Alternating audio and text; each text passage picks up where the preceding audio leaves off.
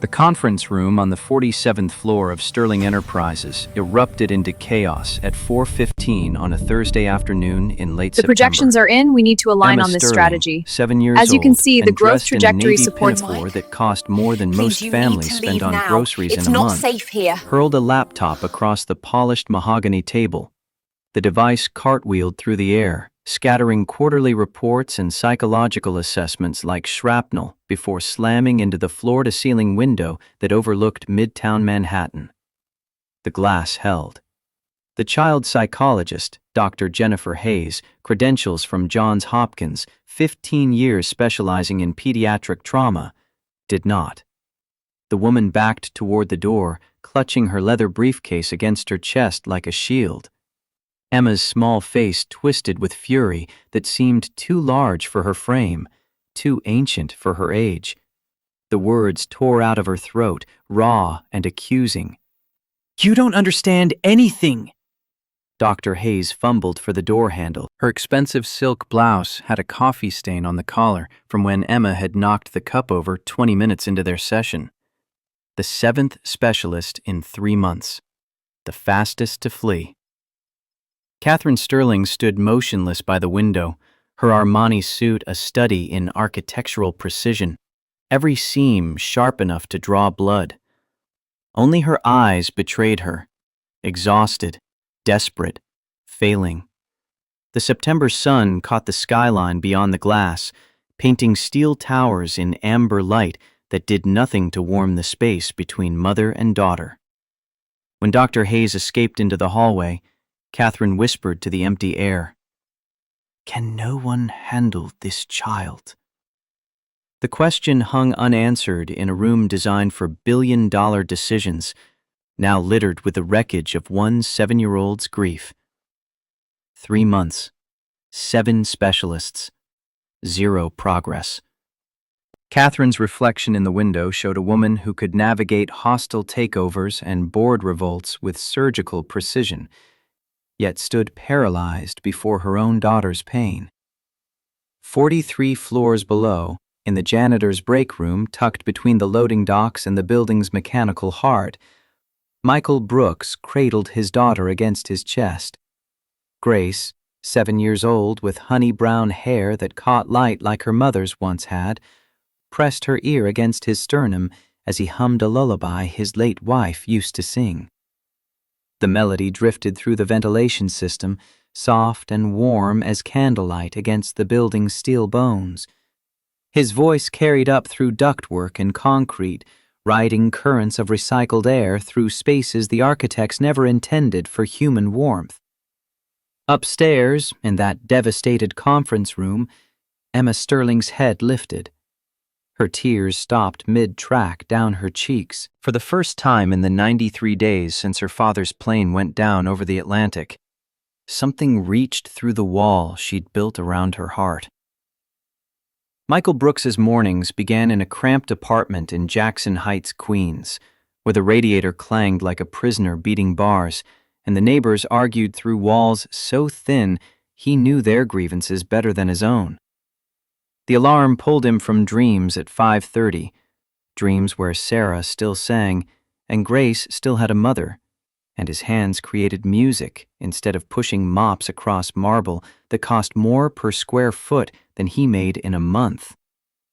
He brewed coffee in a pot older than his daughter, the cheap grounds bitter on his tongue, and stood at the kitchen window watching the city wake. The skyline rose across the river, distant and glittering, a world apart from this 4th-floor walk-up where the stairs groaned and the electricity hummed a constant note of barely adequate. His hands, scarred from years of equipment handling, calloused from mop handles and cleaning solutions, moved with surprising gentleness as he braided Grace's hair. She chattered about her drawings, her friends, her latest obsession with monarch butterflies and their 3,000-mile migration. He listened like she was reciting poetry, because 7-year-olds who'd never known their mothers deserved fathers who heard every word. The photograph on the refrigerator caught morning light. Michael at 27, younger and unbroken, standing behind a mixing board in a studio where Grammy-nominated albums were born. Gold records framed the background. Artists whose names still topped charts leaned over his shoulder, trusting his ear to shape their sound into something platinum. That man was gone. The life he'd built, sound engineer, artist, collaborator, the pulse of creation in his fingertips, had died the same day Sarah hemorrhaged on a delivery table, choosing their daughter over her own breath. Michael had held his wife's hand as the machines beeped their final symphony. When Grace was placed in his arms, still covered in vernix and possibility, still gasping her first breaths while Sarah took her last, he knew his old life was over. Now he pushed a mop cart through the marble halls of Sterling Enterprises, invisible to the executives who rushed past in $1,000 shoes. He didn't mind invisibility. It had advantages. He could observe without being observed, could listen to the rhythm of this strange world where money moved like water, and people treated each other like chess pieces to be sacrificed for advantage. They rode the N train together, Grace's small hand in his, her backpack decorated with butterfly stickers bumping against his hip. He dropped her at PS 145 Queens, 3 blocks from the building where he worked, and watched her disappear through doors painted institutional green. Then he walked to Sterling Enterprises and descended to the basement where the facilities staff gathered, where men and women in matching uniforms maintained the infrastructure that kept the empire running. The other janitors nodded as he clocked in. Marco, who'd worked the building for 20 years. Margaret, who sent money home to Jamaica and kept photographs of grandchildren she saw once a year taped inside her locker. They existed in the spaces between, cleaning boardrooms after midnight, emptying trash bins full of discarded ambitions and half-eaten lunches that cost more than their hourly wage. Michael didn't judge. Judgment required energy he saved for Grace. But sometimes, late in the evening when most staff had gone home and he mopped the executive floors alone, he heard piano music drifting down from somewhere above. Hesitant notes, repeated scales, the sound of someone learning. He'd pause, mop in hand, and close his eyes. Music had been his language once. Now it was just an echo of who he used to be.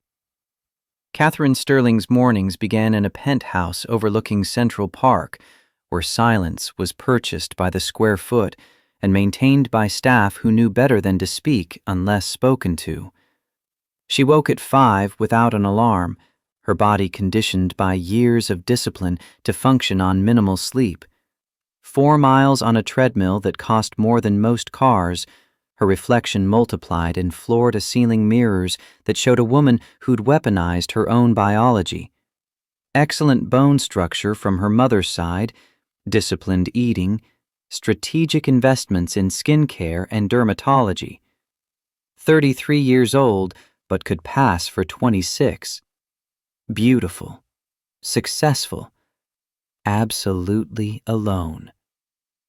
The rainfall shower in her bathroom never quite washed away the exhaustion that lived beneath her skin. By 7, she sat in her office reviewing reports that judged the fates of thousands of employees she'd never meet. She signed contracts that moved millions, fired executives who failed to meet targets, approved mergers that made headlines in the Wall Street Journal. Her assistant brought meals she barely touched. Her phone buzzed with messages she answered in clipped sentences that brooked no argument. She was brilliant, ruthless, capable of building revenue by 28% in 2 years while competitors floundered, and utterly incapable of reaching the daughter who lived 3 floors above her office in a private suite designed by child psychologists who'd never met a problem they couldn't solve until they met Emma Sterling. Emily had been Emma once, bright-eyed, curious about everything, the kind of child who asked why clouds floated and whether birds dreamed. That child had vanished the morning Catherine's phone rang with news that Robert's private jet had experienced catastrophic mechanical failure over the Atlantic. No survivors, no remains recovered. Just wreckage scattered across cold water, and a 4-year-old girl who'd watched her mother answer that call, watched her mother's face go white as winter, watched her father leave for London and never return. Emma had stopped speaking after the crash, stopped smiling, stopped trusting that the world was anything but a place where people you loved vanished into smoke and salt water.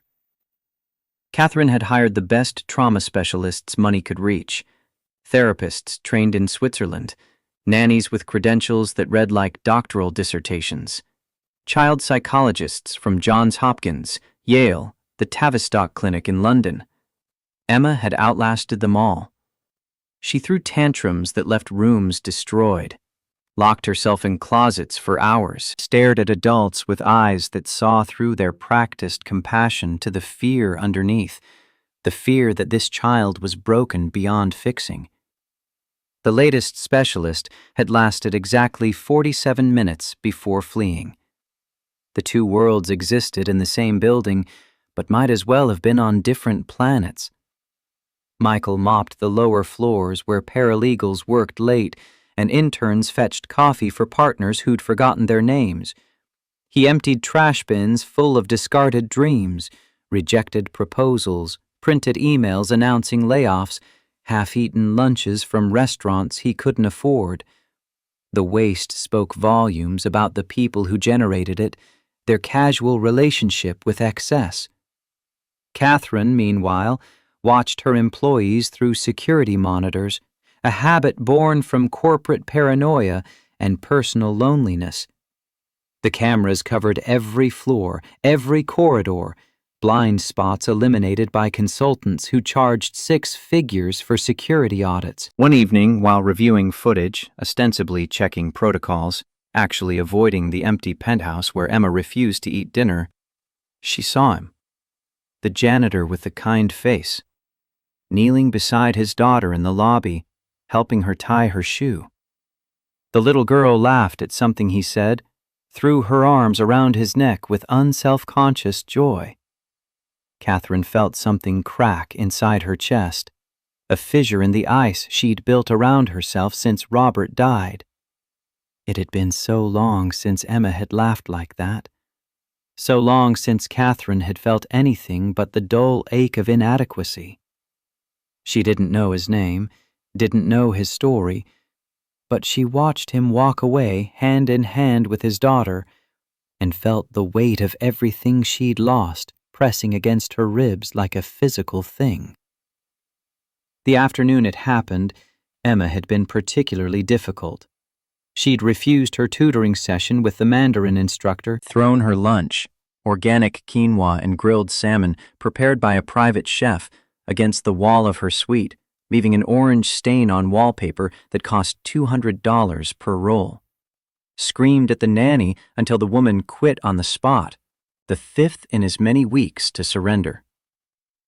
Catherine had been in Tokyo on a video call, 3 a.m. there, 2 p.m. here, negotiating terms of a merger that would reshape their Asian market presence. The call was delicate. Millions rode on her ability to read subtext in translated phrases, to navigate cultural nuances while projecting strength. She was winning. Then security's voice crackled through her earpiece, private channel, urgent tone. "Miss Sterling, we have a situation. Your daughter is missing from her suite." Catherine's stomach dropped like an elevator with cut cables. She muted the call, ignoring the confused expressions of the executives on screen. "What do you mean, missing?" The nanny stepped out after the incident. When she returned, Emma was gone. "We're searching now." 40 minutes. That's how long it took them to find her. 40 minutes during which Catherine abandoned the Tokyo merger and tore through the building on foot, taking stairs instead of waiting for elevators, her heart a drum against her ribs. 40 minutes imagining every nightmare scenario. Emma on the street, Emma hurt, Emma gone the way Robert was gone, vanished into a world that took people without warning or mercy. They found her on the 12th floor, in the janitor's break room that wasn't supposed to be accessible to anyone outside facility staff. Security protocols, badge access, all the expensive systems Catherine had installed to keep her daughter safe, rendered useless by a 7-year-old who'd observed patterns and exploited blind spots with the strategic thinking she'd inherited from both parents. Emma had known the shift change happened at 6:15, had watched custodial staff enough to memorize the service elevator code, 9472. Had chosen the 12th floor because the security camera outside the break room had been broken for 2 weeks, a maintenance backlog issue that now felt like criminal negligence.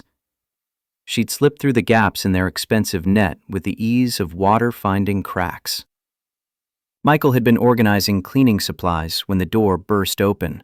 A small tornado in a designer dress rushed in, wild-eyed and feral, grabbing his mop like a sword. His first instinct was alarm. This wasn't his daughter. Who was this child? Where were her parents? But then he saw the look in her eyes. Not fear. Curiosity. The same expression Grace got when she discovered something new. He didn't raise his voice or reach for her or do any of the things adults typically did that made children feel cornered. He just asked a question, his tone conversational, like they were equals. "You want to help me clean?" The girl stopped mid-swing, stared at him with enormous eyes, brown like autumn leaves, assessing. He pulled out a spray bottle and a rag, moving slowly so as not to startle her. This is the secret technique. You spray 3 times, no more, no less. Then you wipe in circles, counterclockwise. Very important, the direction. Clockwise doesn't work. He demonstrated, making it look like magic instead of menial labor.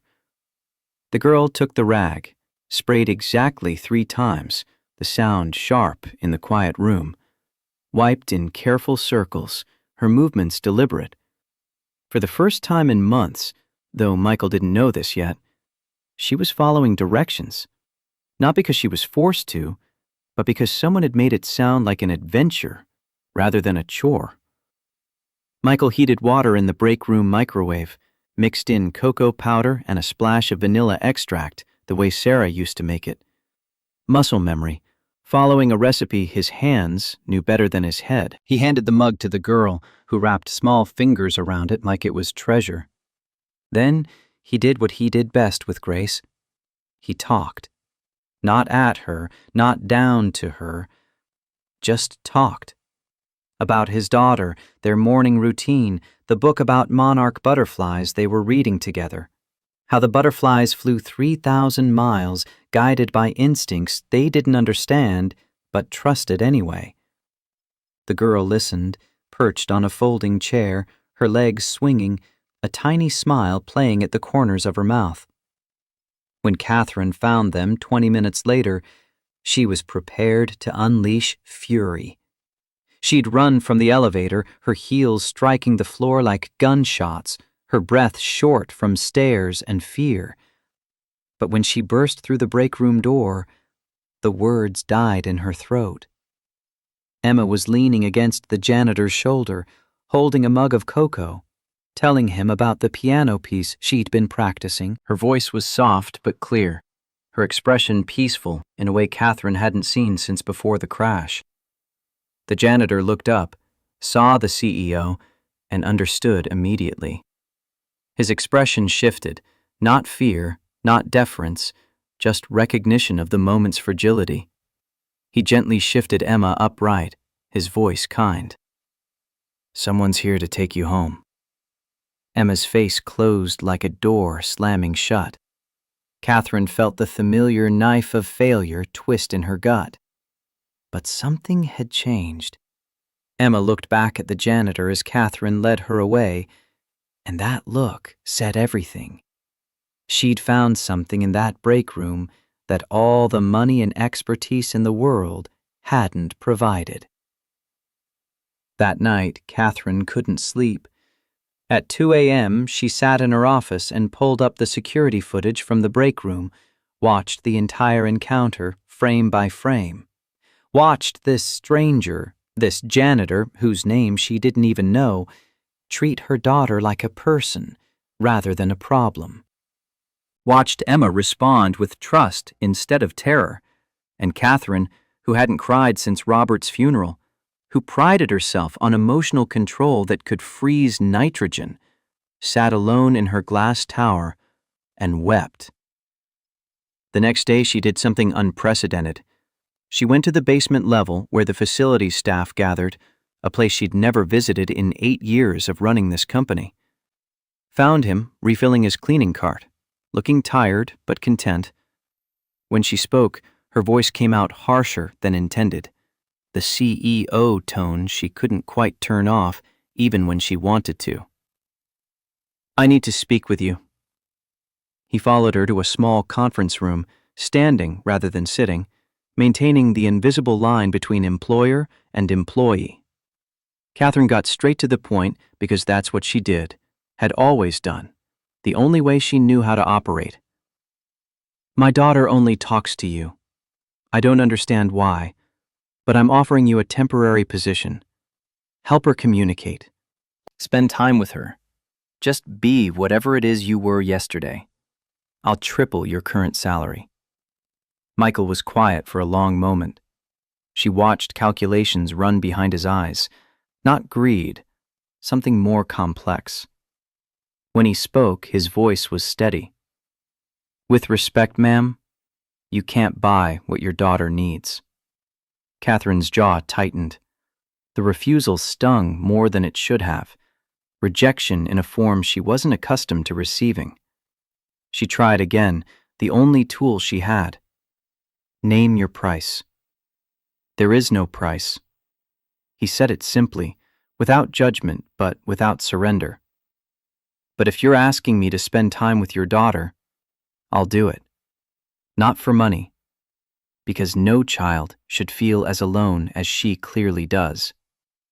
The words hit Catherine like a physical blow. Not cruel. He wasn't being cruel. Just honest. Honest in a way people hadn't been with her in years, maybe ever. Everyone wanted something from her. Money, influence, access. This man in a janitor's uniform was refusing what she offered and offering what she couldn't buy. She tried to regain control, to put this on terms she understood. "Then I'll create a formal position, benefits, a contract." He cut her off, polite but firm. "If this is about paperwork and liability, I'm not interested. Either you trust me or you don't." Standoff. Catherine, unused to anyone refusing her authority, her ability to shape the world through sheer force of will and capital. But he was right.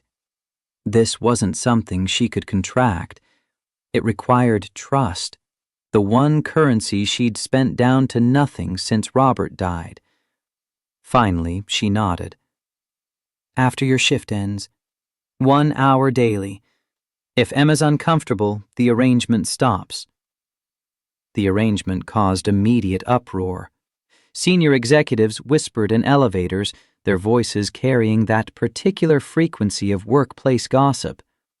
HR submitted concerned memos about protocols and liability. Margaret Foster, the HR director, brought a stack of forms that needed signing. Background checks, insurance waivers, documentation to protect the company from lawsuits that might arise from allowing non-qualified personnel access to the CEO's minor child.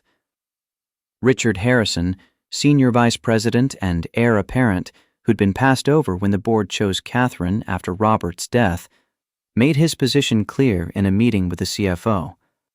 58 years old, silver-haired, with a kind of smile that never reached his eyes. "She's losing it, David. First the Tokyo delay because she had to handle a family emergency, and now she's hiring the janitor to play therapist? The woman's grief is compromising her judgment." David Mitchell, CFO and Catherine's ally for the past 6 years, shifted uncomfortably. "She's still delivering results. Revenue's up. For now." but board members are asking questions. How long before this affects the bottom line? Richard planted seeds carefully, positioning himself as concerned colleague rather than opportunist. But Michael, mopping the floor outside that conference room, heard every word through the door they'd left ajar, heard himself reduced to the janitor, his daughter invisible, his life a weapon being sharpened against the woman who'd asked him for help. Catherine overrode them all with the blunt instrument of her authority. She didn't explain or justify, just declared the arrangement approved and dared anyone to challenge her. They didn't, but the whispers continued, spreading through the building like mold in darkness. Michael started coming to Emma's suite after his shift ended. No structured lessons, no therapy techniques from manuals written by people who'd never known real loss. He taught her to water the plants on the terrace, explaining how roots needed both water and air to breathe. Too much of either, and they'd drown. He showed her how to organize her books by color, chaos into rainbow order, the satisfaction of visible progress. He brought his guitar. Hadn't played it in 7 years, the case gathering dust in his apartment closet because music reminded him too much of Sarah and studio sessions where they'd fallen in love between takes. But for Emma, he made an exception. Taught her simple chords, her small fingers struggling to press the strings, his larger hands guiding hers until she found the notes. And he listened. When Emma talked about her father, haltingly at first, then in rushing sentences, Michael didn't offer platitudes about heaven or time healing wounds. He just nodded, understanding in his silence. Missing someone never really stops, but it can become softer, like a stone in your pocket. You always know it's there, but it doesn't cut anymore. Emma understood that in a way the therapist's careful explanations had never reached. The grief didn't go away. She just learned to carry it differently. One afternoon, Catherine came to collect Emma for dinner and found her daughter asleep on the couch, her head resting on Michael's shoulder. He'd been reading to her from a book about constellations, how ancient peoples had connected dots in the sky to make meaning from chaos. His finger was marking the place on the page, his other arm loose around Emma's shoulders. He looked up when Catherine entered, put his finger to his lips, the universal gesture for silence. Catherine stood frozen in the doorway. Her daughter hadn't slept peacefully in 3 months, had fought bedtime like it was an enemy, woken screaming from nightmares about planes falling from the sky. Now she slept like childhood should allow, peaceful, safe, trusting that the world would be there when she woke. Catherine felt something shift inside her chest. Not attraction, not yet. Something more fundamental. Recognition. This man had given her daughter something she'd been desperately searching for, the simple gift of being understood. That evening, after Emma was in bed, Catherine sat in her office and pulled up Michael's employee file. The screen glowed in the dark office, numbers and dates telling a story in fragments. High school diploma, no college. Previous employment, senior sound engineer, Diamond Sound Studios. Left 7 years ago. Reason for leaving, family circumstances. She saw the gaps in his resume, the obvious step down from engineer to janitor. Googled his name out of curiosity that felt like violation, but that she couldn't resist. Found articles from 8 years ago. Rising star Michael Brooks, the sound genius behind the Platinum Records. A photograph of him at 27, standing behind a mixing board with Grammy-nominated artists. Awards in the background. Interview clips where he talked about music like other men talked about God. Then nothing. A cliff edge where his career fell into silence. She pieced it together. He'd left at the height of his success, right when his wife would have been pregnant or sick. Had sacrificed everything, fame, money, the work he clearly loved, for family, for love, for responsibility. Catherine compared it to her own choices. She'd built an empire, lost her daughter in the process. The contrast was painful enough to make her close the laptop and pour herself a drink she didn't finish. The whispers started small, but grew like mold in darkness. The CEO was spending too much time on the 12th floor. The janitor was always in her daughter's suite. People invented explanations that fit their understanding of the world. He must be after her money. She must be having some kind of breakdown, reaching for comfort in inappropriate places. The gossip spread through break rooms and happy hours, gaining detail and venom with each retelling. It reached the board of directors within a week. 3 of them requested an emergency meeting, men in their 60s who'd known Robert, who'd voted Catherine into the CEO position because she'd proven herself more ruthless than any of them. They sat across from her in the boardroom, concern written on faces that had never shown her concern before. "This looks inappropriate, Catherine.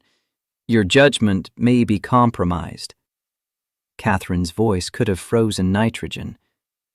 "My judgment built this company's revenue by 28% in 2 years. When your judgment accomplishes the same, we'll discuss appropriateness." But the pressure mounted. Shareholders called with carefully phrased concerns. PR prepared crisis management strategies for scandals that hadn't happened yet, but that they could imagine with the precision of professional pessimists. Photographers from tabloids started lurking outside the building, hoping to catch something scandalous to sell to readers hungry for stories about the wealthy falling. Michael heard about it from other employees, saw the looks he was getting from security, from colleagues who'd been friendly before and now avoided eye contact. One evening he didn't show up to Emma's suite, or the next. By the 3rd day, Emma had stopped speaking again, the progress vanishing like it had never existed. Catherine found him in the parking garage about to leave, his old Honda Civic parked in the employees section far from the executive spaces where her Mercedes waited. She didn't care who saw, didn't care about protocols or appearances or what the board would say. She just walked up to him and spoke the truth. "You're leaving because of the rumors." "I'm leaving because staying hurts your reputation. And maybe your daughter deserves better than a father figure who causes her mother problems." Catherine stepped closer. The parking garage smelled like oil and exhaust, fluorescent lights humming overhead, the sounds of the city muffled by concrete. "You did what dozens of trained professionals couldn't do. You reached my daughter.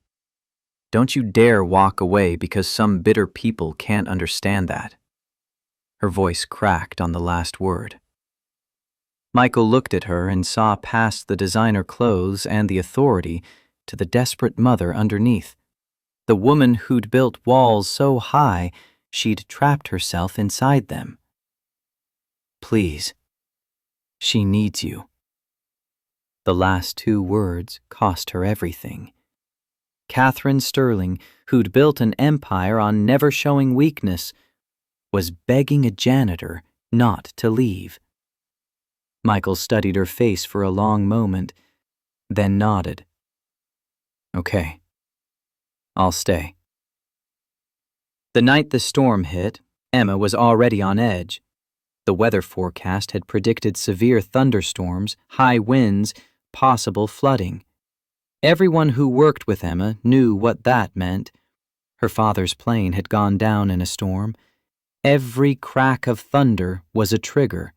Every flash of lightning a traumatic reminder. Catherine canceled her evening meetings and stayed in the penthouse with Emma, watching her daughter curl into herself as the sky darkened. The first thunderclap sent Emma into a full panic attack, her small body rigid with terror, hands clawing at her own arms like she could tear the fear out through skin. Catherine tried to hold her, but Emma fought like a trapped animal, screaming, "The plane is falling! Daddy, the plane!" The on-call psychiatrist was 30 minutes away in traffic. Catherine tried techniques the therapists had taught. Count to 10, breathe deeply, ground yourself in the present. But nothing worked. Emma couldn't hear her, couldn't see her, was lost in a memory of the moment her world ended, reliving it with the vividness of trauma that never faded.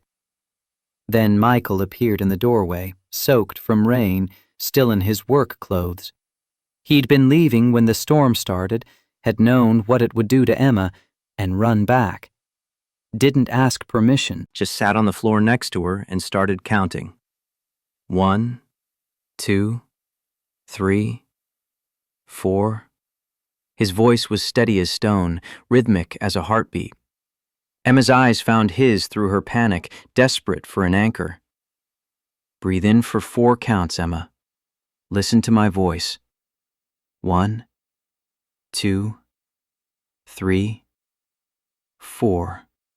He matched his breathing to the counts, exaggerating the inhales and exhales so she could see his chest rise and fall. Slowly, impossibly, Emma's breathing began to match his rhythm. He started humming the lullaby from that first day, Sarah's song, the melody carrying them both through the storm. Catherine knelt beside them, tears streaming down her face, and placed her hand over Emma's. The 3 of them stayed there on the floor as the storm raged outside, Michael's voice steady as a lighthouse, Emma's panic gradually subsiding, Catherine's walls finally crumbling. When Emma finally fell asleep, exhausted and hollowed out, Michael carried her to bed. Catherine followed, watching him tuck her daughter in with practiced gentleness, born from 7 years of solo parenting. In the doorway of Emma's room, Catherine whispered, "How did you know to do that?" "My wife used to have panic attacks during the difficult pregnancy. I learned." He paused, choosing words carefully. "Fear is just energy with nowhere to go. You have to give it a path." Catherine looked at him, really looked at him for the first time. Not as an employee, not as a convenient solution to her problem, but as a person who understood pain and chose kindness anyway. The conversation happened late that night, after Emma was deeply asleep and the storm had passed, leaving the city washed clean and glittering. Catherine poured 2 glasses of whiskey, expensive stuff she usually saved for closing deals, and handed one to Michael. They sat in her office, the city spread below them like scattered diamonds, 2 people who'd become accidental allies. My husband was on a business trip to London. Private jet. They said it was mechanical failure. Catherine stared into her glass, the amber liquid catching lamplight.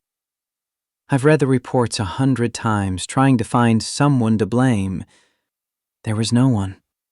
Just bad luck and worse weather." She took a long sip, the whiskey burning down her throat. "Robert was the dreamer. I was the operator.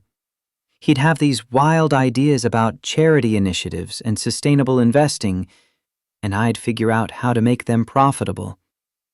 We were a good team." Her voice dropped. "And then one morning I got a call.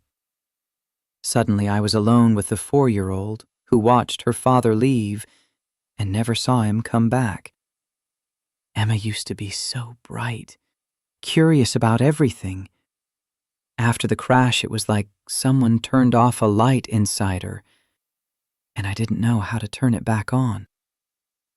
She met Michael's eyes across the space between them. "I'm good at business, at strategy, at making hard decisions, but I couldn't save my own daughter from her grief." Michael was quiet for a long time. When he spoke, his voice carried the weight of old pain that had been worn smooth by years. "My wife was a singer. Sarah. She had this voice that could make you cry even when she was singing about grocery lists. We met at a studio session. I was mixing her demo. She sang a song she'd written about hope, and I fell in love right there behind the soundboard. He smiled at the memory, something genuine breaking through the exhaustion. When she got pregnant, we were terrified and thrilled. But her blood pressure kept spiking. The doctors said bed rest, said it would be fine. The smile faded. It wasn't fine. She hemorrhaged during delivery. They had to choose, her or the baby. She made the choice before they could ask me. Left a note with the nurse. Save our daughter. Her name is Grace. Tell her I'm in every song she'll ever hear. His hands tightened around the glass. For the first year, I was just surviving. Bottles and diapers and this screaming infant who needed so much. I had nothing left to give. I hated the world, hated Sarah for leaving me, hated myself for being angry at her.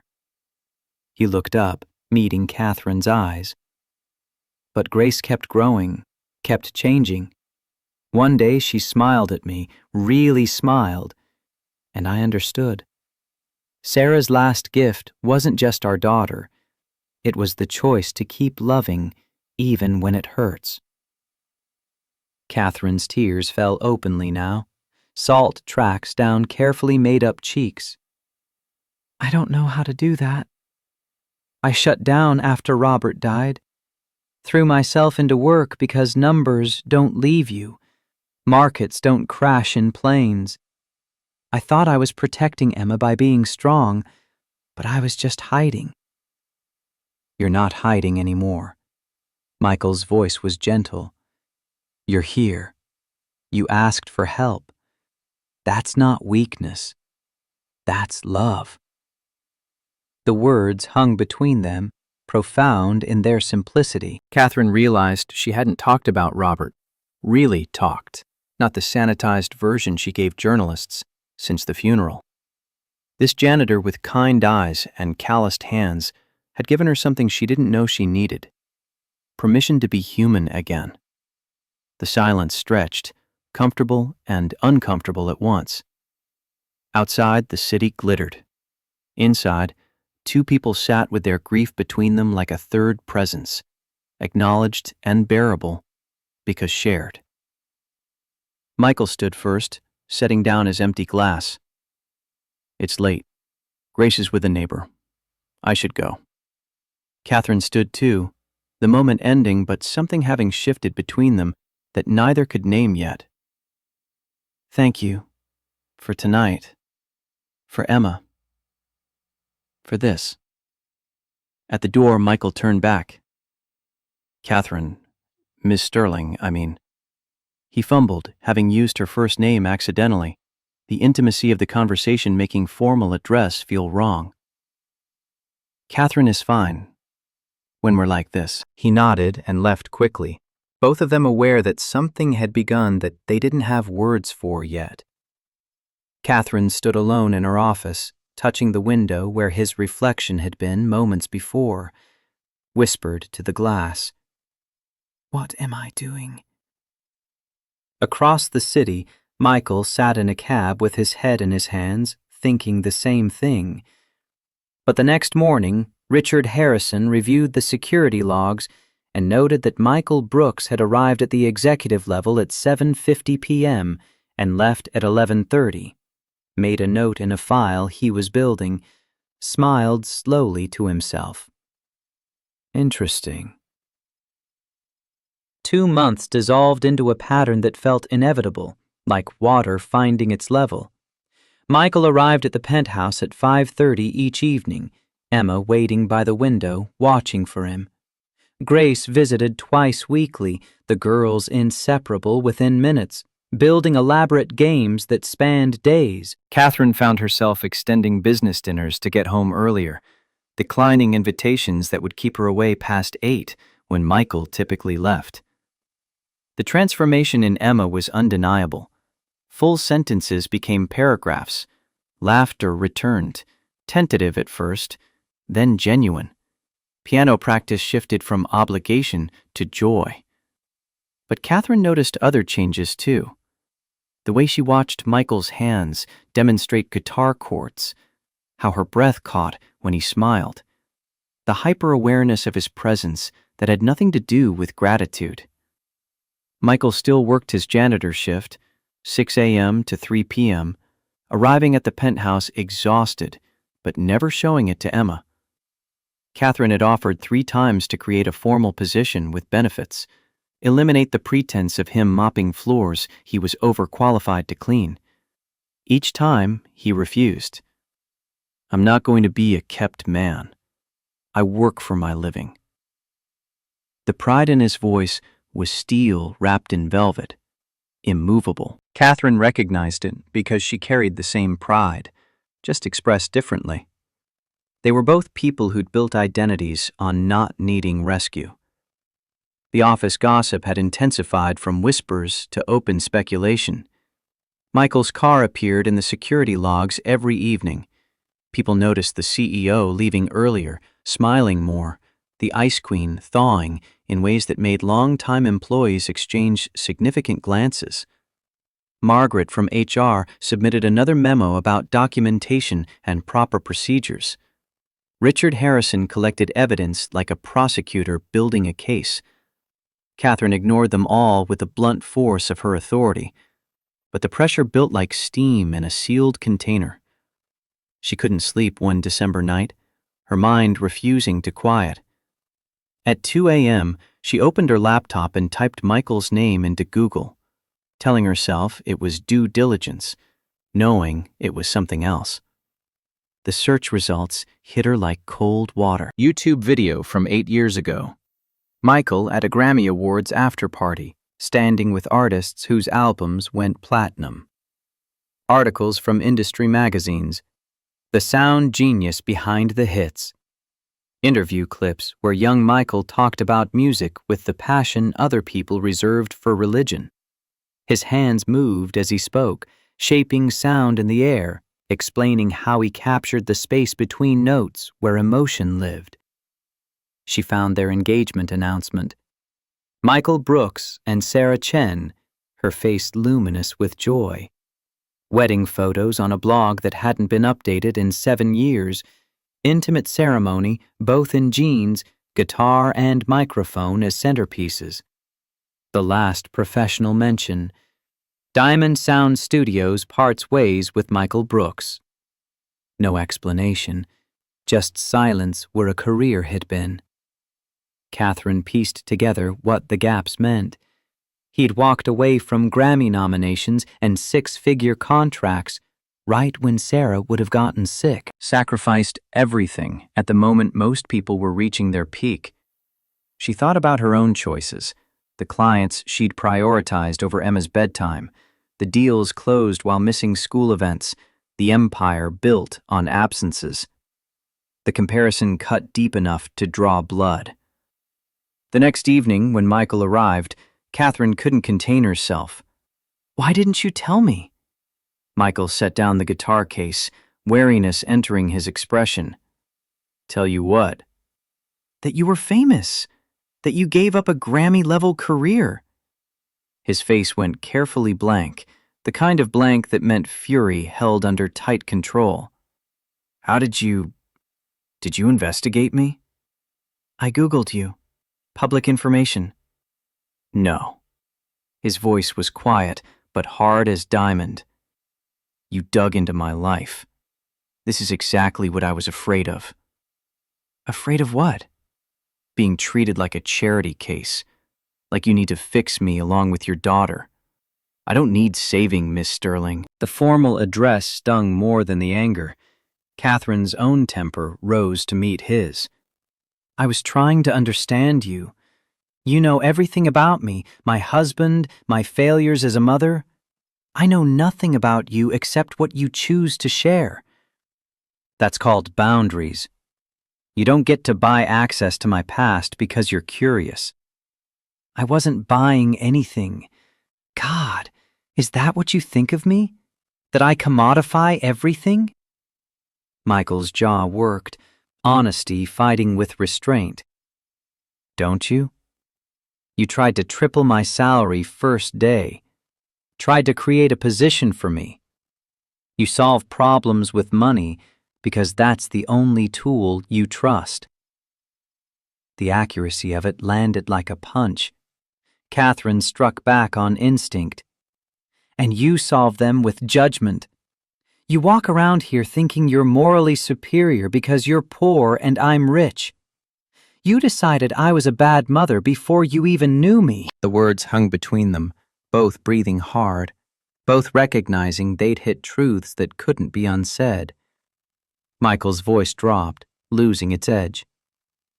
You're right. I did judge you. I saw the suits and the money and assumed you didn't care about Emma. I was wrong.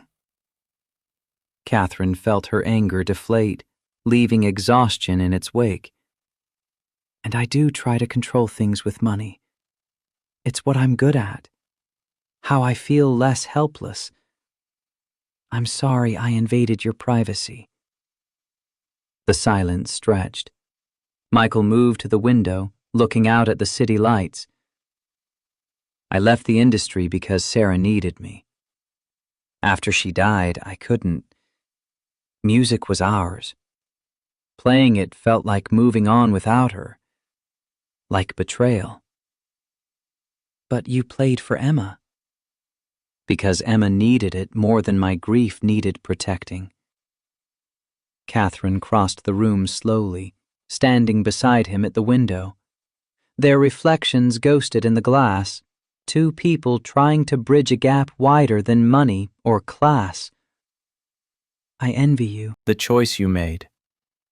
I've spent Emma's whole life choosing work over her, telling myself I was building her future, but really I was avoiding being present in her present. You're present now. That counts. Their eyes met in the reflection, held longer than professional distance allowed. Both looked away simultaneously, the moment too charged to sustain. I should check on the girls. Michael left the room quickly, and Catherine stood alone, wondering when concern had become something more complicated, more dangerous. Week 14 brought the Christmas shopping trip. Emma insisted both Catherine and Michael come to FAO Schwartz to help choose Grace's gift. The first time the three of them ventured into public together beyond the building's controlled environment. The toy store glittered with seasonal excess, children's voices echoing off high ceilings. Emma pulled them both through aisles, chattering about what Grace might like. Michael and Catherine followed, maintaining careful distance that felt more obvious than touching would have. At the stuffed animal section, Emma pointed to a plush monarch butterfly. Michael and Catherine reached for it simultaneously, their hands colliding, fingers overlapping for 3 seconds too long. The sales clerk smiled at them. Your daughter has wonderful taste. Neither corrected the assumption. In the silence after, the lie of omission felt heavier than truth. Catherine bought the toy despite Michael's protest, watching his pride war with practicality. Outside, over hot chocolate at a cafe, while the girls sat at another table giggling, Michael's frustration surfaced. I'm not comfortable with this. You buying things, us pretending to be... He stopped, unable to finish the sentence. Pretending to be what? A family. Or something. Catherine's chest tightened around words she couldn't say. Would it be so terrible if we were? Michael looked at her with something raw and unguarded in his expression. Yes, because I'm a janitor, and you're a billionaire, and when this ends, Emma and Grace lose each other. I won't let Grace be hurt because I couldn't keep perspective. What makes you so sure it would end? Because fairy tales aren't real, Catherine. The use of her first name softened the cynicism, made it sound like regret instead of dismissal. Week 15 brought Michelle Davis, the new executive assistant. 28, efficient, beautiful in the way that made heads turn. She brought Michael coffee one evening when she saw him arriving, touching his arm while she laughed too loud at his polite responses. Catherine watched from her office, irrational jealousy burning in her chest like acid.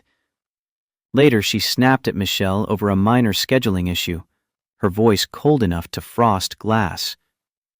"Your job is assisting me, not socializing with visitors." Michelle looked confused and wounded. Catherine dismissed her, then sat at her desk, recognizing the truth. She was jealous of a 28-year-old flirting with a man who wasn't hers, had never been hers, couldn't be hers. Week 16 arrived with Grace's dental emergency. Michael took a call in the hallway, his voice tight with stress Catherine recognized from her own financial calculations. "I know the specialist costs more. Just schedule the appointment. I'll figure it out." Catherine had overheard enough to understand. Later, when Michael returned, she tried to help. "I couldn't help hearing. Let me help with Grace's dental work. Call it a bonus, or—" "No, absolutely not." The refusal was sharp enough to cut. "Michael, this is your daughter's health, which makes it my responsibility, not yours. I've been handling Grace's life for 7 years without rescue. This isn't about pride, it is about pride. It's all I have left. Please don't take that too." He walked away before she could argue further. Catherine stood in the empty hallway, feeling the distance between their worlds like a physical barrier. Later, she donated anonymously to a charity providing pediatric dental care, ensured Grace qualified for their program. When Michael told her days later that Grace's treatment was covered, Catherine smiled and said nothing, a small kindness she could offer without wounding his pride. The New Year's Eve Gala was Sterling Enterprises' annual tradition, started by Robert to raise funds for arts education in public schools. Catherine attended because it was expected, wearing a silver gown that cost more than Michael made in 6 months. Emma begged to perform, had been practicing a piano piece for weeks. Catherine agreed without knowing Michael would be involved. Grace had visited Michael the week before with a request impossible to refuse. "Daddy, Emma needs you for her performance. Please come back." He'd been staying distant after their argument about money, protecting them both from complications he saw forming. But Grace's earnestness broke through his defenses. "Your mom, Catherine, she's been through enough because of me." "But you love her. And she loves you. I heard her tell Aunt Rebecca on the phone." Michael's heart stopped. Grace wasn't supposed to have heard that conversation. Catherine's voice, raw and honest in a way she never was at work. "Emma needs you, Daddy. And I think Miss Catherine does too." One last time, he told himself. For Emma. Then he'd step back if that's what Catherine needed. The concert hall at Lincoln Center glittered with Manhattan's elite, the same people who'd whispered about scandal while writing checks for charity. Catherine moved through the crowd with practiced grace, her smile never reaching her eyes. Richard Harrison watched from across the room with a date young enough to be his daughter, his expression predatory. The children's showcase began, young musicians displaying the fruits of the program Sterling Enterprises funded. Catherine was preparing to leave when the announcement came. Next, Emma Sterling, age 7, performing an original composition. Catherine's head snapped up. Emma hadn't told her she was performing, hadn't mentioned original composition. Her daughter walked to the piano, terrified but determined, and spoke into the microphone. "This is called Where Love Still Lives. My friend's daddy taught me. It was his wife's favorite song." Catherine's breath caught. Sarah's song. The one Michael had hummed that first day in the break room. Emma's fingers touched the keys, the melody simple and haunting, clearly the work of someone who'd written from grief transformed into hope. She made mistakes, hesitated, fear visible in the set of her small shoulders. Then guitar joined from backstage, the chords supporting and strengthening. Michael walked out with the instruments Sarah had loved, offering Emma what he'd offered Catherine: presence without demands, support without control. The audience gasped, recognizing the scandal made flesh, but Michael's eyes found only Emma. Under his steady presence, she grew confident, found her rhythm. The music swelled with a beauty that transcended technique, the raw honesty of a child processing loss through art.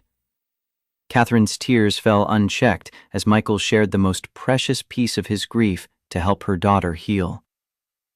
When the last note faded, silence held for one perfect moment before applause erupted. Catherine was already moving, walking down the aisle toward the stage while society watched.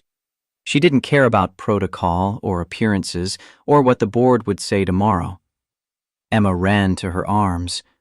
Michael stood with his guitar, expression unguarded for the first time, showing everything he'd held back. "Don't go." The microphone caught her words, broadcast them to the entire room. Michael's jaw tightened. "Catherine, don't leave us. I don't care what people think. I don't care about the company or my reputation or any of it. You taught me how to be human again. Emma needs you." Her voice broke on the admission of her own need, the words she couldn't quite say in front of hundreds of witnesses. Michael set down the guitar, crossed to her, aware of every eye watching, every phone recording. "Are you sure? Once this moment is public, there's no taking it back. The scandal gets worse. The pressure increases." Catherine cut him off. "I'm resigning. In 6 months. Already decided.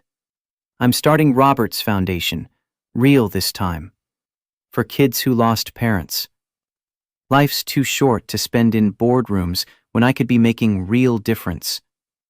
Michael stared at her, this woman who'd just thrown away everything she'd built, and felt his own walls crumbling. "I choose this. I choose us. If you'll have me." But Michael pulled back physically, putting space between them, even as something in his chest cracked open. "Now I leave, before this gets worse. Emma needs a stable mother more than she needs me complicating your life." He walked off the stage, leaving Catherine alone as midnight approached and the year turned over. She stood frozen, the applause dying, aware she'd just declared herself publicly and been rejected in front of everyone who mattered. Emma clung to her legs. Grace ran from backstage to join them, 2 little girls trying to hold together what adults were breaking. Catherine lifted her daughter, feeling the weight of her choice, and left through the side exit while cameras flashed, and Richard Harrison smiled like a man who'd just won a war he'd been fighting in shadows. Michael didn't come to the penthouse the next evening, or the one after. He texted Catherine a message that felt like goodbye wrapped in kindness. "Need time. Still here for Emma if she needs me, but stepping back from daily visits." Emma asked for him every day, her confusion bleeding into regression, not as severe as before Michael, but the light had dimmed. Catherine respected his space while dying inside, knowing she'd pushed too hard, too fast, too publicly. 10 days later, the photograph appeared. A tabloid had captured them at the gala, Michael and Catherine on the dance floor, faces inches apart, his hand at her waist, her eyes closed like a woman in prayer. The caption dripped innuendo: "Grieving widow finds comfort in building janitor's arms." The story was fabrication built on fragments of truth. Anonymous sources claimed the affair had been ongoing for months, that Emma was being used as cover, that employees had reported inappropriate conduct. The photograph went viral, shared across social media with commentary ranging from romantic to vicious. Catherine's phone exploded with calls from board members, investors, PR consultants preparing for damage control. The company's stock dipped 3% on speculation about her stability. Major news outlets picked up the story, giving it legitimacy through repetition. Michael became a target. Reporters showing up at his apartment building, photographers following him to Grace's school, colleagues who'd ignored him suddenly having opinions about his character and intentions. The worst came from within Sterling Enterprises. Richard Harrison called an emergency board meeting, his presentation surgical in its precision. Charts showing Catherine's distraction, the Tokyo merger delay, missed quarterly reviews, decisions made without proper consultation. He never mentioned Michael by name, just painted a picture of a CEO whose personal grief was compromising professional judgment. "I'm suggesting we lighten her load. Take over some responsibilities, temporarily, for the good of the company and for Catherine herself." 3 board members sided with him immediately. The CFO, David Mitchell, wavered under pressure. The vote was scheduled for the following week. Michael made his decision in a parking lot in Queens, sitting in his car after dropping Grace at his sister Rebecca's farm upstate. He couldn't let Catherine lose everything because of him. Couldn't watch her daughter regress, his daughter harassed, both their lives destroyed by a connection that society refused to allow. He wrote a letter to Emma, explaining that some people were scared of things they didn't understand, that she was stronger than she knew, that sometimes the bravest thing was letting go. Then he drove to Catherine's office at midnight when he knew she'd still be there, working because work was how she handled pain. She looked up when he entered, hope and fear warring in her expression. "I'm leaving. Tonight. Taking Grace to my sister's place for a while." "No." The word came out sharp, desperate. "Running proves their narrative, Michael. Staying destroys yours. You have to choose the company or whatever this is between us. And you should choose the company. Emma needs a stable mother more than she needs me." He pulled an envelope from his jacket, the letter for Emma. "I wrote this for her. Explains I'm not abandoning her, that she's stronger than fear." He set it on her desk, the paper a white flag of surrender. "Catherine, I'm not in your world. I never was. You need to choose your empire or me, and you should choose the empire." "What if I don't want to choose? What if I want both?" Michael's expression held such tenderness it hurt to witness. "Then you're braver than I am, because I can't watch you lose everything. I can't be the reason Emma loses her mother to scandal. I won't gamble with my daughter's future for my feelings." Catherine stood, came around the desk, close enough to touch, but not touching. "What about my feelings? Don't I get a say?" "Don't." His voice broke on the word. "Please don't make this harder. I'm in love with you too. There. It's said. Now what?" Michael closed his eyes like the words were knives finding gaps in armor he'd tried so hard to maintain. When he opened them, his decision was written in the set of his jaw. "Now I leave, before we both make choices we can't take back. Before this destroys everything you've built. Before our daughters pay for what we want." He walked to the door, stopped with his hand on the frame. "I'm not running. I'm protecting everyone, including you." Then he was gone, leaving Catherine alone in her office overlooking a city that suddenly felt empty despite 8 million people breathing the same air.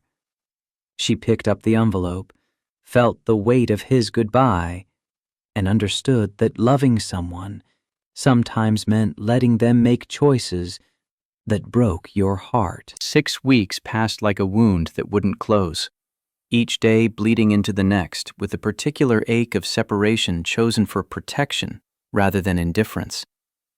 Michael worked construction on his brother-in-law's crew upstate, framing houses in February wind that bit through work gloves and canvas jackets. $15 an hour cash, paid at week's end, enough to contribute to Rebecca's household and buy Grace's school supplies, but not enough to rebuild the life he'd left behind in Queens.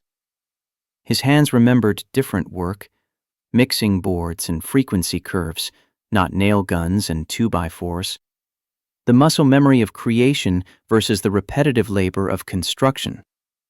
At night, his fingers ached from hammer strikes and cold, a different pain than the cramping he'd gotten from long studio sessions, but pain nonetheless. Grace adjusted with the resilience children carry like invisible armor, making friends with her cousins, charming Rebecca's neighbors, excelling in the small-town school where being new made her interesting, rather than suspect.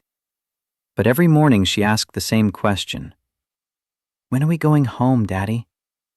Michael had stopped promising soon because he didn't know if home existed anymore, or if he'd destroyed it by running. The apartment in Queens was gone, lease broken, furniture in Rebecca's storage barn.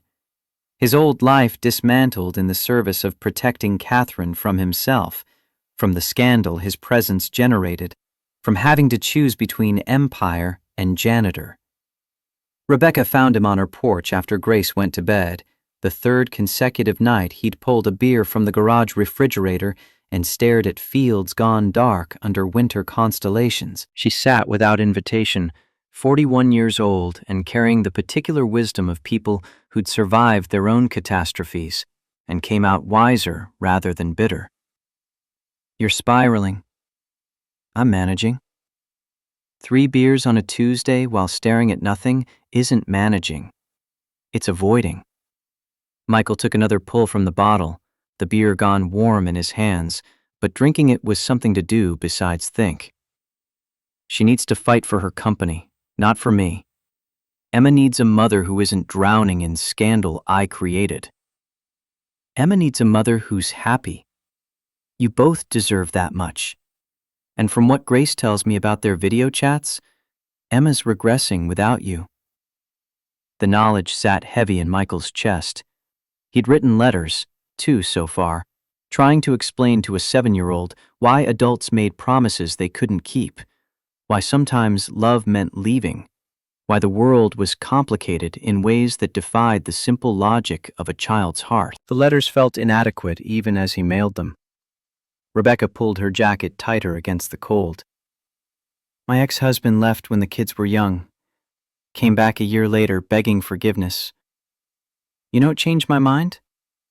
Not his words, his actions. He'd gotten therapy, joined AA, actually addressed the things that made him run. Showed me changed behavior, not promised change.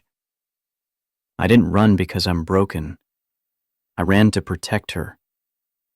"You ran because you were scared. Of the scandal, of not being enough, of her choosing her empire over you. So you made the choice for her. Took away her agency in the name of protection." The accuracy of it stung worse than the cold. Michael stared at distant lights from neighboring farms, processing truth he'd been avoiding. What if I go back and she's moved on? Built walls I can't get through. Then at least you tried. But Michael, from what Grace says, Catherine's not moving on. She's fighting for the company, for Emma, for the foundation she's planning. Maybe she's fighting for you too, and you're just not there to see it. Michael finished his beer in silence, Rebecca's words settling into the space where certainty used to live. The letter arrived on a Tuesday, delivered through Catherine's assistant with the careful formality of someone trying not to intrude. Emma read it, sitting cross-legged on her bedroom floor, the paper creased from multiple foldings, ink slightly smeared where Michael's hand had dragged across words before they dried. She read it once, then twice, then carried it to Catherine's home office where her mother reviewed depositions for the shareholder lawsuit that opportunistic attorneys had filed, sensing blood in water. Catherine looked up from legal documents dense with accusations and saw her daughter holding that envelope like it contained the secrets of the universe. "Why did Mr. Brooks leave?" Catherine removed her reading glasses, buying time to formulate an answer that was true without being crushing. "Because people were saying cruel things. He thought leaving would make my life easier." "But he promised he'd stay. He told me he wasn't going anywhere." The betrayal in Emma's voice cut deep. Catherine had no defense that wouldn't compound the wound, so she tried a different truth. "Sometimes adults make promises intending to keep them. Then circumstances change in ways they didn't anticipate. It doesn't mean the promise was a lie." Emma's expression hardened with an anger Catherine recognized from mirrors, from board meetings where someone tried to manipulate her with careful language. "That's what grown-ups say when they mean they changed their mind. He changed his mind about us." The simplicity of that accusation landed like a stone. Catherine pulled Emma into her lap, this 7-year-old who'd learned too young that the world took people without warning, and that promises were fragile things easily broken by fear. "He left because staying made my life complicated. People were saying terrible things about both of us. He thought leaving would protect us from scandal." "That's stupid. We're supposed to protect each other. That's what families do." Out of the mouths of children came the wisdom adults spent years forgetting through compromise and calculation. Catherine held her daughter closer, breathing in the shampoo-clean smell of her hair, feeling the weight of every choice that had led them here. "You're right. It is stupid. And I'm going to fix it." The words felt like a promise and a commitment and a declaration of war against fear all at once. The board meeting was scheduled for Valentine's Day, an irony that escaped no one in the room. 7 members arranged themselves around the mahogany table that had witnessed countless decisions affecting billions in capital and thousands of lives. Richard Harrison had spent 6 weeks building his coalition, 5 votes secured through a combination of genuine concern and calculated opportunism. Catherine arrived 15 minutes early, wearing her sharpest navy suit. Armani, $8,000. Armor for a battle where appearance mattered as much as substance. She'd spent the previous night rehearsing not the defense her lawyers prepared, but something rawer, more honest, the kind of truth that couldn't be rehearsed. Richard presented first, his slides professionally designed by consultants who charged 5 figures for PowerPoint decks. Charts showing Catherine's distraction in quarters following Robert's death. Metrics dipping during periods when she'd prioritized family crises over quarterly reviews. Testimony from executives who'd noted her emotional volatility. The unprecedented decision to allow non-qualified personnel access to her minor child. He never mentioned Michael by name, just painted implications in broad strokes. A CEO compromised by grief. A leader whose personal entanglements affected professional judgment. A woman who needed support and rest, not condemnation, which made his proposal sound generous rather than predatory. "I recommend a 6-month leave of absence. Catherine retains her board position, her equity, her voice in major decisions. I serve as interim CEO. We stabilize the company while allowing our colleague to heal from trauma that would break anyone." 3 heads nodded immediately. Board members who'd never fully accepted a woman in the CEO role, who'd voted for her after Robert's death because the alternative was outside hiring, but had always viewed her tenure as temporary. David Mitchell, the CFO and Catherine's ally for 6 years, shifted uncomfortably but said nothing. His silence was its own betrayal. Catherine's turn came with her career balanced on the edge of a decision already half made. She stood without notes, abandoning the prepared defense her attorneys had crafted over billable hours, speaking instead from the place Michael had taught her to access. I've led this company through my husband's death, a pandemic that shut down global markets, 2 corrections that wiped out competitors. Revenues up 28% under my tenure. Customer retention 94%, highest in our sector. Employee satisfaction at record levels despite industry-wide turnover. She met each board member's eyes in turn, holding their gaze until they looked away. Richard presents metrics showing distraction. I present metrics showing results. You want to remove me not because I failed this company, but because of whom I spent time with. Not performance failures, not fiduciary breaches, personal judgment about my private relationships. Her voice dropped into the register she used when negotiations reached their final stage. If this board votes based on my personal life rather than professional merit, you're not protecting the company. You're protecting outdated ideas about class and propriety that have nothing to do with our bottom line or shareholder value. Richard interjected smoothly, his tone conciliatory, but his words sharp. No one questions your past performance, Catherine. We question your current capacity, given ongoing personal stress that's become public scandal. The tabloid coverage, the social media commentary, the shareholder lawsuit, these aren't theoretical concerns. They're affecting our stock price and client relationships. The Texas investment firm that dropped us did so because the lead partner is Richard's golf buddy and saw an opportunity to curry favor. The stock dip recovered within a week. The lawsuit is frivolous ambulance chasing that our attorneys will dismiss on summary judgment. Catherine pulled out her phone, projected her screen onto the boardroom display without asking permission. Emails from clients expressing support, internal surveys showing employee morale unchanged, contracts signed in the past month totaling $120 million in new revenue. I've continued performing at the highest level while managing personal challenges. That's not weakness. That's exactly the resilience this company needs in leadership. The vote proceeded with parliamentary efficiency designed to disguise brutality. 4-3. Catherine retained her position by a margin thin as razor wire. But victory came with conditions that felt like defeat. Monthly board reviews instead of quarterly. Ethics oversight committee with veto power over certain decisions. Mandatory disclosure of any personal relationships that might affect judgment.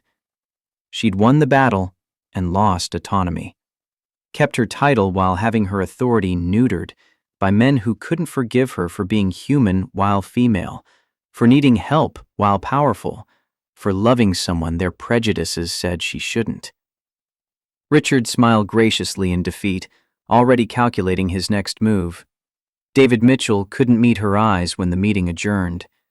Catherine returned to her office and closed the door, leaning against it in the silence of her glass tower, and understood that winning this fight meant losing something more important than a corporate title. She sat at her desk and opened a new document, typed 8 words. Letter of Resignation, Catherine Sterling, Chief Executive Officer. Stared at them for 10 minutes while Manhattan glittered below, indifferent to one woman's crisis of priority and purpose. Then she started writing. The resignation would be effective in 6 months, enough time to transition leadership and protect the company she'd built from the chaos of sudden departure. Not Richard, the board would hire from outside, someone without the baggage of internal politics and failed coups. But not her either. Not anymore. She spent the next 2 weeks researching foundations for grieving children, programs that helped kids process trauma through art and music and community. Robert had dreamed of this before the Atlantic took him, had talked late at night about using their wealth for something more meaningful than quarterly earnings. Catherine would build it in his memory and Sarah's, for Emma and Grace, and all the children who'd learned too young that love didn't guarantee permanence. The decision felt like shedding skin she'd outgrown, painful in the way growth always was, liberating in ways she hadn't anticipated. She told no one yet, not the board, not her attorneys, not even Emma. Just researched and planned, and felt something like hope beginning to displace the emptiness that had lived in her chest since Robert died. The Children's Arts Gala invitation arrived with the weight of obligation and the ghost of better times. Annual event, Lincoln Center, raising funds for public school music programs. Catherine had hosted for 8 years, first alongside Robert, then alone after the crash. Declining would generate questions and speculation. Attending meant facing society's judgment in person rather than through tabloid filters. She almost didn't go. Then Emma mentioned wanting to perform, having registered 3 weeks prior through the program director, forging Catherine's signature on the permission form with the practiced hand of a child who'd learned to navigate adult systems through necessity. You registered to perform? When were you planning to tell me? I'm telling you now. Grace and I wrote a song. We want to share it. The partnership between the girls had survived Michael's departure through video chats and determination, Grace upstate and Emma in Manhattan, but refusing to let geography sever what they'd built. Catherine should have been monitoring those calls more closely, should have known they were planning something, but grief and board fights and lawsuit depositions had consumed attention she used to reserve for her daughter. What's the song about? About finding family when you're not looking? About love being stronger than rules people make up about who belongs with who? About being brave enough to choose what matters. The lyrics, clearly written with adult guidance, Michael's guidance, were less children's composition than manifesto. Catherine recognized the message aimed at her, the 7-year-old's attempt to push her mother toward courage that felt increasingly impossible. I'll be there, I promise. She kept that promise 3 weeks later, wearing burgundy instead of her usual black, a small rebellion no one would notice, but that felt significant. Lincoln Center glittered with Manhattan's elite, smaller crowd than previous years, some donors declining with transparent excuses about schedule conflicts. The price of scandal measured in empty seats and withdrawn checks. Richard Harrison attended with a date young enough to make Catherine wonder if he'd learned nothing from observing her destruction, or perhaps had learned exactly the wrong lessons. He watched her with the particular satisfaction of someone who'd won without having to fire the final shot, content to let scandal do his work while maintaining plausible deniability. The children's showcase began with a violin prodigy from the Bronx, followed by a jazz ensemble from Harlem who played with the unselfconscious joy that money couldn't teach. Catherine prepared to leave after fulfilling her hosting obligations, her presence documented by photographers who'd capture her attendance without scandal for the first time in months.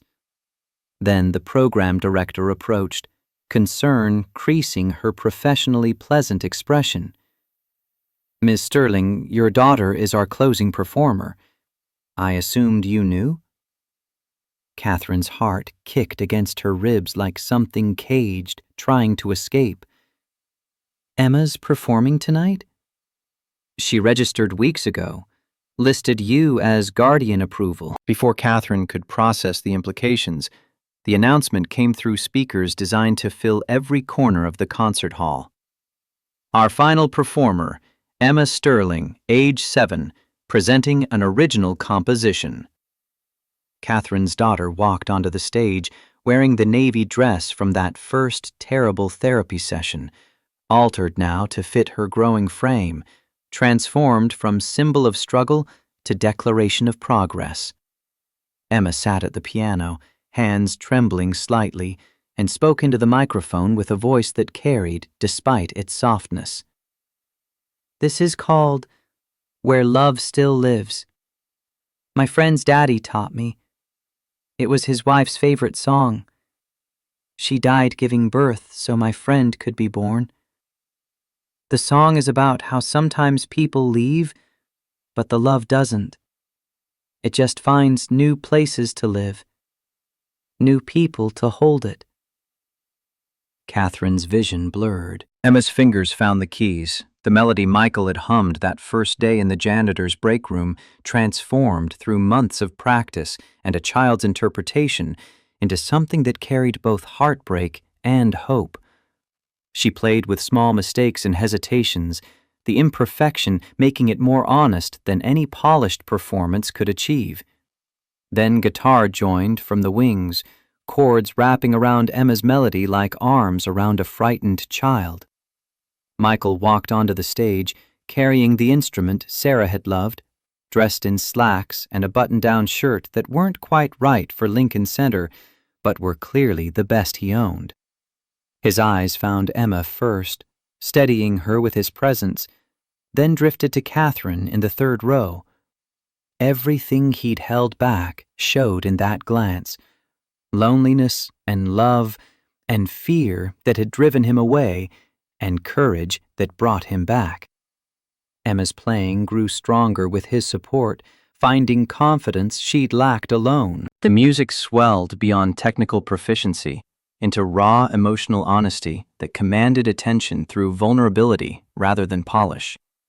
Then Emma sang, her voice high and clear over piano and guitar, words she must have written with Michael's help because they carried his philosophy transformed through a child's hope. When the sky turns dark and the world feels cold, there's a light that stays, a hand to hold. In the space between the notes we play, love still lives. It finds a way. Through the grief and through the years, through the silence and the tears, what we build is what remains. Love still lives beyond the pain. The song built to a crescendo that shouldn't have worked structurally, but succeeded emotionally, then resolved into gentle resolution that felt like peace after storm. The last note faded into silence that held for 3 perfect seconds, the audience collectively holding breath, before applause erupted with a particular intensity of genuine emotion rather than polite obligation. Catherine was already moving, abandoning her seat and walking down the aisle while society watched and camera phones recorded. She didn't care about protocol or appearances or what Richard Harrison would say to board members tomorrow. Emma saw her coming, finished her bow, and ran into Catherine's arms with the force of a child who'd been holding too much inside for too long. Michael stood stage left with his guitar, expression completely unguarded for the first time since that night in Catherine's office when he'd chosen protection over presence. His face showed everything now, the weeks of missing them, the fear that he'd stayed away too long, the hope that maybe courage wasn't too late. Catherine spoke before thinking, before fear could reclaim control, the words catching the microphone Emma had left on and broadcasting to every corner of the concert hall. "Don't go. Not again." Michael's throat worked, swallowing words that wouldn't come. Catherine shifted Emma to her hip and walked toward him, closing the distance between them with steps that felt like crossing continents. "Don't leave us again. I don't care what people think. I don't care about the company or the board or any of it." Her voice carried to the balconies, to the cameras, to Richard Harrison, whose expression shifted from satisfaction to concern as he recognized the narrative escaping his control. "You taught me that showing up matters more than status, that presence is worth more than any empire. Emma needs you. I need you. Please stay." Michael set his guitar down with careful precision, buying seconds to process what she was asking in front of hundreds of witnesses and countless more who'd see this on social media within the hour. He crossed to her, stopping close enough to touch but not touching, hyper-aware of every eye watching, every phone recording. "Are you sure? Catherine, once this moment is public, there's no walking it back. The scandal intensifies, the pressure increases. Your board just gave you conditions." She cut him off with truth she'd been rehearsing in empty offices and sleepless nights. "I'm resigning. 6 months. Already drafted the letter. I'm starting Robert's Foundation for real this time. For kids who lost parents too young. Emma inspired it. You inspired it. And I'm done choosing empire over family. Michael stared at her. This woman who'd just chosen him over everything she'd built, and felt the walls he'd constructed for protection crumble into dust. I'm terrified. I have no job, no apartment, $200 in savings, and debt from Grace's dental work. I'm not bringing financial security or social status or anything except... Catherine kissed him, cutting off the litany of insufficiency with lips against his, uncaring that 1,000 people watched and recorded and judged. When she pulled back, her voice was fierce. I don't want financial security from you. I want you to teach our daughters that love matters more than money, that character matters more than status, that being present is worth more than being powerful. Our daughters. You said our daughters. They've been ours since the break room. We were just too scared to admit it. Michael pulled her close with one arm, the other reaching for Emma, the three of them forming a unit on the stage while applause built from scattered individuals to collective roar. Grace appeared from the wings where she'd been waiting with Rebecca, launching herself at the group with 7-year-old enthusiasm. 4 people on the stage, 2 broken families choosing to become something new. The applause was deafening, some genuine, moved by the raw honesty of the moment, some scandalized, witnessing the CEO publicly choosing the janitor. All of it irrelevant to the people at the center, who heard only each other. Richard Harrison left through a side exit, his careful campaign reduced to ash by a public declaration he couldn't spin. 3 board members who'd supported Catherine smiled with genuine warmth, recognizing courage where others saw scandal. The moment crystallized into permanence through cameras and social media, but the people living it noticed only each other and the choice they'd just made in full view of the world. Backstage, away from microphones and witnesses, Michael found his voice again. I meant what I said. I'm not bringing anything practical. Rebecca's letting us stay with her until I find work, but I don't know how long that'll take after being blacklisted. Grace needs stability. I can't promise... Catherine placed her fingers against his lips, stopping the spiral. We figure it out together. That's what partners do. You handle daughters and music and teaching me how to be human. I handle logistics and foundation building and unlearning corporate thinking. We combine what we're each good at. What if I'm not good enough? What if the girls need more than I can give? They need you to show up. Everything else is secondary.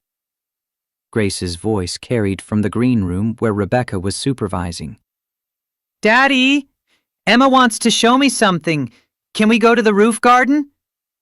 Michael looked at Catherine, asking permission he didn't quite need but wanted because they were building something new that required different rules than the ones they'd lived by before. Go. I need to make a few calls anyway. Let the board know about my resignation before they see it on social media. You're really doing this? Leaving the company? I already left in every way that matters. The resignation just makes it official. They stood close in the narrow backstage corridor, the sounds of the gala continuing beyond the walls, their daughters' voices echoing from somewhere above. Michael traced the line of Catherine's jaw with one calloused finger, the gesture both tender and claiming. I love you, in case the public declaration didn't make it clear. It was fairly obvious, but hearing it never gets old. He kissed her again, softer this time, a promise rather than proclamation. then went to find their daughters while Catherine pulled out her phone and composed the text that would change everything. 6 months passed like water finding its level, each day settling into patterns that felt inevitable once chosen, but it seemed impossible from the other side of fear. The foundation consumed Catherine's transition period from Sterling Enterprises, the work of building something from vision into functioning reality, more challenging than managing an established empire. She'd underestimated everything. The complexity of non-profit regulations and grant applications, the difficulty of hiring staff who believed in mission over salary, the skepticism from donors who wondered if this was a vanity project from a failed CEO or genuine commitment. The first 3 months brought more rejection than success, more doubt than confidence, more nights when Catherine questioned whether walking away from corporate power had been courage or foolishness. Michael worked construction through spring while interviewing for positions he was overqualified for, but that no one would hire him for because scandal clung like smoke. The blacklist was real and comprehensive, industry whispers spreading faster than corrections. He contributed what he could financially, his pride chafing against Catherine's practical insistence that they pool resources, that marriage meant sharing burdens, not tracking who owed what. They married in April at City Hall, paperwork and promises witnessed by Grace and Emma and Rebecca, who cried happy tears. No registry, no reception, just dinner at a Brooklyn restaurant where the pasta was homemade and the staff didn't care about social position or tabloid history. Small because intimate mattered more than impressive, meaningful because chosen rather than performed for benefit of others. The foundation finally found its footing in month 5, when a New York Times feature writer did a deep dive on their programming, interviewing families whose children had been helped, documenting outcomes with the kind of rigor that separated legitimate nonprofits from tax shelters. The article ran front page of the Metro section, accompanied by photographs of Michael teaching guitar to a boy who'd lost his mother, and Catherine meeting with school administrators about program expansion. Funding followed credibility. Grants from established foundations who valued evidence over reputation. Individual donors who'd been waiting to see if commitment survived initial enthusiasm. By month 6, they employed 12 people and served 80 children across 2 boroughs, small measured against New York's needs, but significant to the families they touched. The official opening came on an August morning that smelled like late summer and possibility. The building was a brownstone in Park Slope, purchased and renovated with Catherine's capital and Michael's labor, transformed from vacant property into spaces designed for healing. Art therapy rooms with north-facing light, music studio equipped with recording technology Michael had specified down to cable length and acoustic treatment. Counseling offices staffed by therapists who'd survived their own losses and understood that grief was a country with no map. Catherine arrived at 7 because old habits died hard, wearing jeans and a foundation t-shirt instead of Armani, her hair pulled back in a ponytail, makeup minimal. She looked younger than her corporate photos, less polished, infinitely more real. Michael was already in the music studio running sound checks, his expertise finally employed in service of something that mattered rather than just paid bills. The first children arrived at 9, shy and skeptical, accompanied by parents who carried the particular exhaustion of people managing their own grief while trying to support their children's. Marcus, 8 years old, whose mother had died of cancer 6 months prior and who hadn't spoken more than necessary since. Elena, 9, whose father had been killed in a construction accident and who carried rage she didn't know how to express except through destruction. Michael gathered them in the music room, 6 kids ranging from 7 to 11, losses ranging from sudden to prolonged, but uniformly devastating. He didn't start with technique or theory, just sat with his guitar and asked a question. What does missing someone feel like? Not in words, in sounds.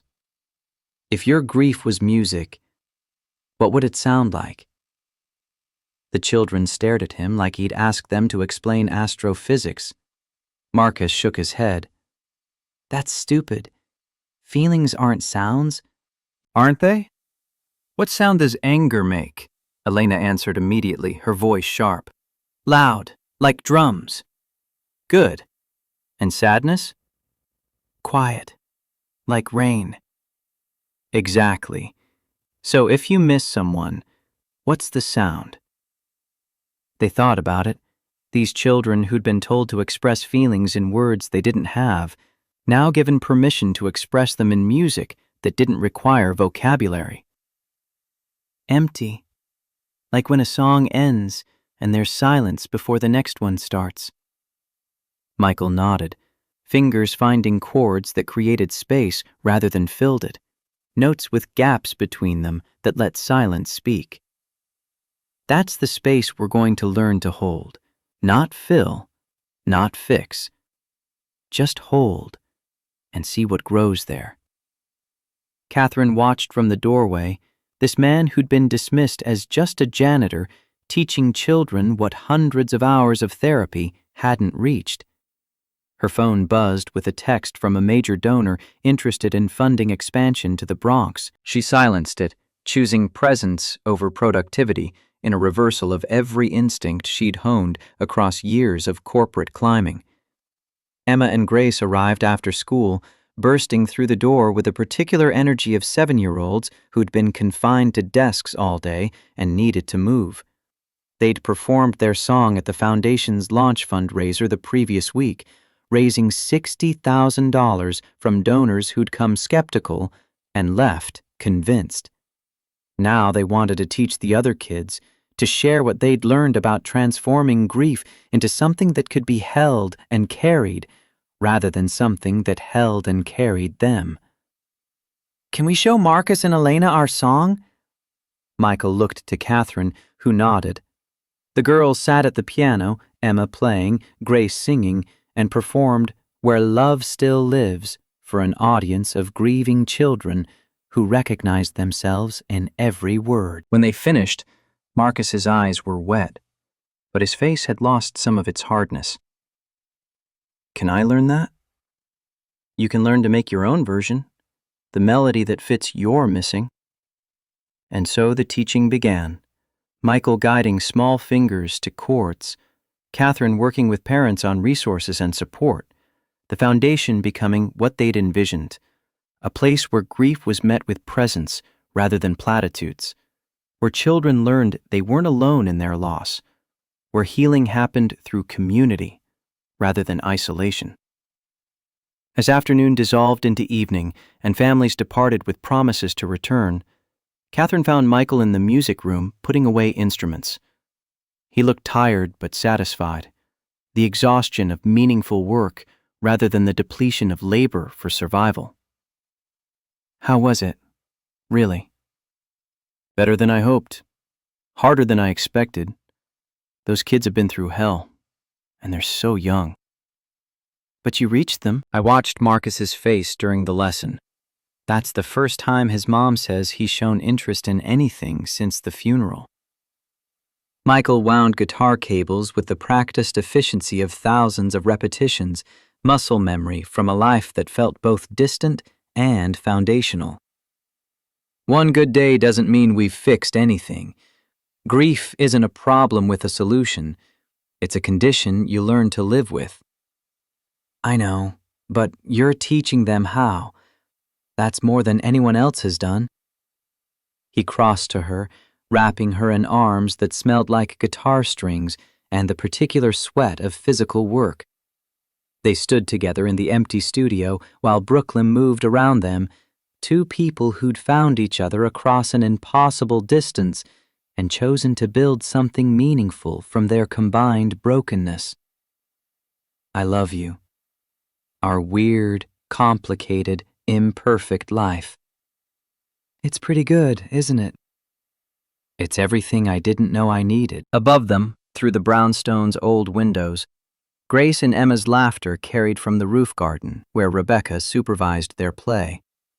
Two girls who'd lost parents and found each other, who'd brought broken adults together through their need for healing, who represented the future the foundation existed to serve. Catherine thought about the board meeting where she'd defended her choices, the empire she'd walked away from, the scandal that had seemed insurmountable, until she'd chosen to walk through it rather than around it. Thought about Michael's courage in returning, in risking rejection publicly, in choosing love over the safety of distance. Thought about Robert and Sarah, whose deaths had created the grief that brought everyone together, whose memory lived in the foundation's name and work. The greatest act of courage wasn't climbing higher, she'd learned.